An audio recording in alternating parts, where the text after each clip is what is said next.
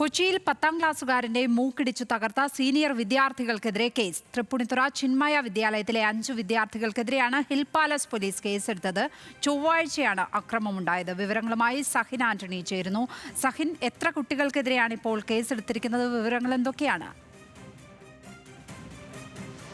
Lakshmi, 5 വിദ്യാർത്ഥികൾക്കെതിരെയാണ് police കേസെടുത്തത്. തൃപ്പൂണിത്തുറയിലെ ചിന്മയ സ്കൂളിലായിരുന്നു കഴിഞ്ഞ ചൊവ്വാഴ്ച ഇങ്ങനെ ഒരു സംഭവം ഉണ്ടായത്. 10ാം ക്ലാസ്സുകാരൻ്റെ മൂക്ക് സീനിയർ വിദ്യാർത്ഥികൾ ഇടിച്ചു തകർത്തു.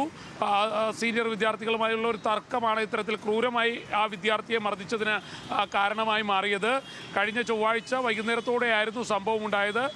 തൊട്ടടുത്ത ദിവസം തന്നെ കുട്ടിയുടെ ബന്ധുക്കളും മാതാപിതാക്കളും പോലീസിൽ പരാതി നൽകി. പോലീസ് ഇതിൻ്റെ അടിസ്ഥാനത്തിൽ 5 +2 വിദ്യാർത്ഥികൾക്കെതിരെ കേസെടുത്തിട്ടുണ്ട്. കുട്ടി ആശുപത്രിയിലായിരുന്നു. 10ാം ക്ലാസ് പരീക്ഷ ഇപ്പോൾ നടന്നുകൊണ്ടിരിക്കുന്ന ഒരു സാഹചര്യം കൂടിയാണ്. ആ സമയത്താണ് കുട്ടിക്ക് ഇത്ര ക്രൂരമായ മർദ്ദനമേൽക്കേണ്ടി വന്നത്. തൃപ്പൂണിത്തുറ ചിന്മയ സ്കൂൾ കേന്ദ്രീകരിച്ചുകൊണ്ടായിരുന്നു സീനിയർ വിദ്യാർത്ഥികളുടെ ഈ മർദ്ദന പരമ്പര അരങ്ങേറിയത്. ലക്ഷ്മി, 5 സീനിയർ വിദ്യാർത്ഥികൾക്കെതിരെയാണ് ഇപ്പോൾ കേസെടുത്തിരിക്കുന്നത്. 10ാം ക്ലാസ്സുകാരന്റെ മൂക്കിടിച്ച് തകർത്ത സംഭവത്തിൽ സഹിൻ ആന്റണിയാണ് കൊച്ചിയിൽ നിന്നും വിവരങ്ങൾ നൽകിയത്.